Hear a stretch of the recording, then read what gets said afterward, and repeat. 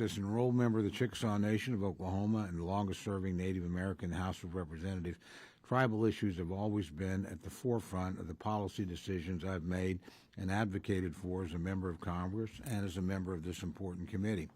Native American and Alaska Native women and girls continue to be disproportionately targeted by dangerous predators. The Center for Disease Control and Prevention data indicates that Native women and girls experience a murder rate 10 times higher than the national average. Tragically, I've seen these stats firsthand in my home state of Oklahoma, which ranks number 2 on the list of the top 10 states with Native American and Alaska Native missing person cases. While these statistics are alarming, data collection is unfortunately still lacking, and it will require sufficient awareness and resources to solve this crisis once and for all. I've supported and co-sponsored several bills aimed at increasing data collection, record-keeping, and reporting, including the Savannah's Act and Not Invisible Act, both of which were signed into law in 2020. I also continue to join resolutions recognizing the crisis of violence against Native women and girls and recognizing May 5th of each year as the National Day of Awareness for Missing and Murdered Indigenous Women and Girls.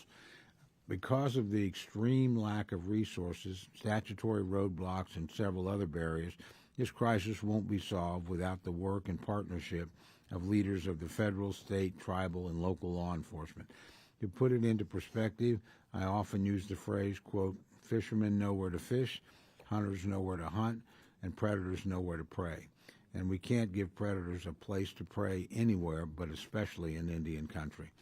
I have been and will remain committed to ensuring the federal government provides the services and resources needed to protect Native Americans throughout Indian country.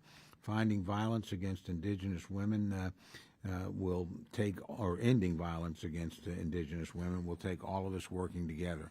I want to thank Chairman Simpson and Ranking Member Shelley Pingree for holding this hearing and their continued leadership on this issue.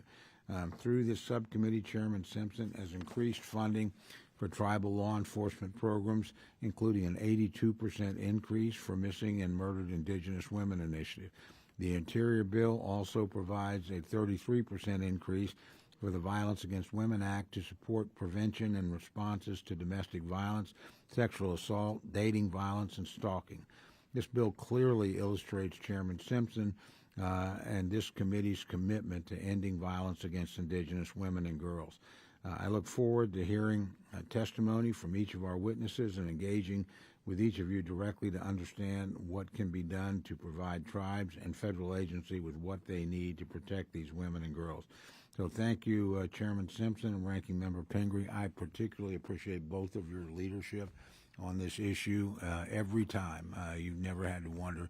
And I would say that, frankly, about all the members up here. But I want to single out my friend, Miss McCollum, again. You don't have to wonder where these people are going to be. We actually have a more robust funding in this bill than our Senate counterparts. I don't think that's because they don't care. I just think we'll win that debate if we can get to negotiation. Because that won't be a Democrat or Republican position. That will be a House position, and frankly, I think the Senate will follow in that. So I think we have a rare opportunity here, thanks to the leadership on this committee on both sides of the aisle, to make a major step forward. If we can just get to the negotiating table, this isn't going to be one of the areas where we disagree. I think it's one of the areas where we already agree. And I think it's one of the areas where this chamber will prevail in a negotiation. Our friends in the Senate will work with us on this. They're not going to be at odds with us on either side of the aisle. So with that, again, Mike, thank you very much for holding this hearing. Yield back.